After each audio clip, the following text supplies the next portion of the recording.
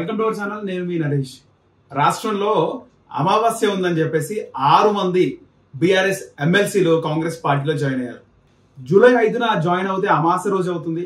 అమావాస్య రోజు అసలు జాయిన్ అయితే కాంగ్రెస్ పార్టీకి మంచిది కాదు, వాళ్ళకు కూడా మంచిది కాదు అనుకున్నారేమో. అమావాస్య రాకముందే అర్ధరాత్రి 6 మంది బీఆర్ఎస్ కి సంబంధించి ఎమ్మెల్యేలు కాంగ్రెస్ పార్టీ కండువా కప్పుకున్నారు. నేరుగా రేవంత్ రెడ్డి ఢిల్లీలోనే రేవంత్ రెడ్డి ఇంకా అప్పటికే ఉన్నాడు.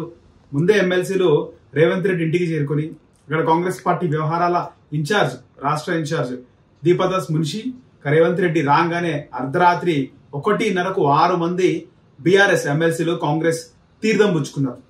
అందులో ప్రధానంగా ఉన్నవారు ఎంఎస్ ప్రభాకర్, యగ్గం మల్లేశం. వీరిద్దరూ ముఖ్యంగా యగ్గం మల్లేశం గురించి చెప్పుకోవాలంటే ఆయన కుర్మ సామాజిక వర్గానికి చెందినటువంటి నాయకుడు. ఆయన గతంలో ఉమ్మడి రాష్ట్రంలో తెలుగుదేశంతో ఉండు, కాంగ్రెస్ తో ఉండు. ఇప్పుడు ఆయన బీఆర్ఎస్ పార్టీలో ఉన్నప్పుడు కేసీఆర్ పిలిచి కుర్మ సంఘం వాళ్ళు మన పార్టీలో కూడా ఒకరికి ప్రాతినిధ్యం ఇవ్వాలి, అంటే కులాల ప్రాతిపదికన ఇవ్వాలి, అదేదో అంటారు కదా సోషల్ ఇంజనీరింగ్ అని.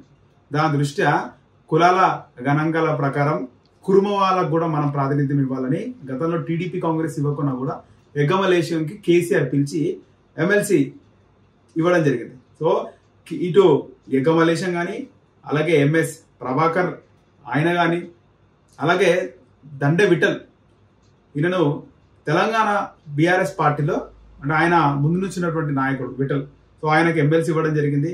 ఆయన కూడా ఈ చేరిన వారి లిస్టులో ఉన్నారు. అలాగే దయానంద్, ఆర్య వైశ్య సామాజిక వర్గానికి చెందినటువంటి దయానంద్, ఆయన కూడా ఈరోజు ఈ 6 మందిలో ఆయన కూడా ఒకరు. ఇక బసవరాజు సారయ్య, ఆయన మరో ఎమ్మెల్సీ జాయిన్ అయిన వాళ్ళు.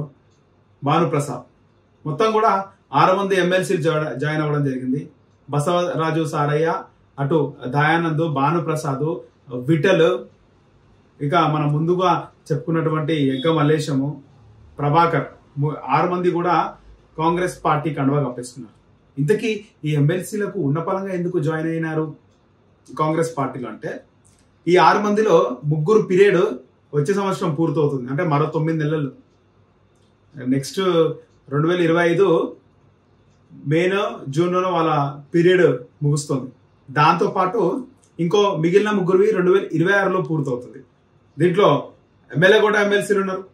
వాస్తవానికి కాంగ్రెస్ పార్టీ అధికారంలో ఉంది, ఎక్కువ ఎమ్మెల్యేలు కాంగ్రెస్ పార్టీలోనే ఉన్నారు. ఇంకా కూడా బీఆర్ఎస్ నుంచి ఎమ్మెల్యేలు వస్తున్నారు. సో వాళ్ళకు ఉనికికే ప్రమాదం అని తెలుసుకున్నారేమో, ముందుగానే జాయిన్ అయిపోయినారు వారి పదవులు కాపాడుకోవడానికి.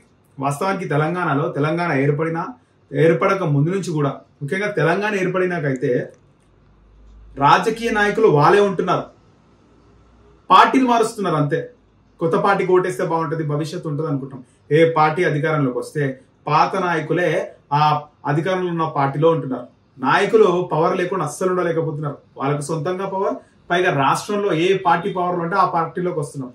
మనం కొత్త పార్టీకి ప్రమోట్ చేయాలి, కొత్త పార్టీకి ఓటేయాలనుకుంటాం. సో చేంజ్ కావాలి, మార్పు కావాలనుకుంటాం. మార్పు మనం ప్రజలు ఇచ్చిన తర్వాత ఇక్కడ నాయకులు కూడా వాళ్ళే మార్చుకుంటున్నారు, పార్టీలు జాయిన్ అవుతున్నారు. సో మొత్తం కాంగ్రెస్ లో జరిగింది ఇదే. ఇప్పటికే కాంగ్రెస్ పార్టీ ఒకవైపు ఎమ్మెల్యేలను తీసుకోవడం, మరోవైపు మంత్రివర్గ విస్తరణలో ఉంటే ఇప్పుడు ఎమ్మెల్సీలను మూకుమ్మడిగా 6 మందిని జాయిన్ చేసుకోవడం అయితే చరిత్రలో నిలిచిపోతుంది. ఇది చరిత్రలో ఇలాంటి ఘటన ఎప్పుడు జరగలే అనుకుంటా. అర్ధరాత్రి 1:30కు 6 మంది ఎమ్మెల్సీలు జాయిన్ అవ్వడం.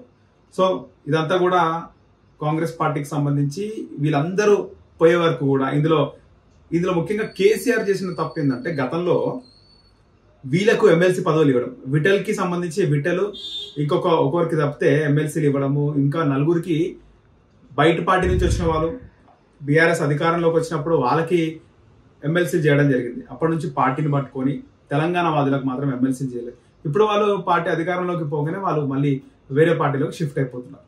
కేసీఆర్ నిజంగా కనుక తెలంగాణ కోసం కొట్లాడిన వారికి ఉద్యమంలో ఎంతో వాళ్ళ ఆస్తులు కేసుల ఈ ఉద్యమంలో తిరిగిన నాయకులను పక్కన పెట్టేసి ఇతర పార్టీల నుంచి వచ్చిన నాయకులకు పదవులు ఇచ్చిండు. వాళ్ళందరూ కూడా ఇప్పుడు పార్టీ పవర్ పోగానే వాళ్ళు కూడా పార్టీ మారి జంప్ అయిపోతున్నారు.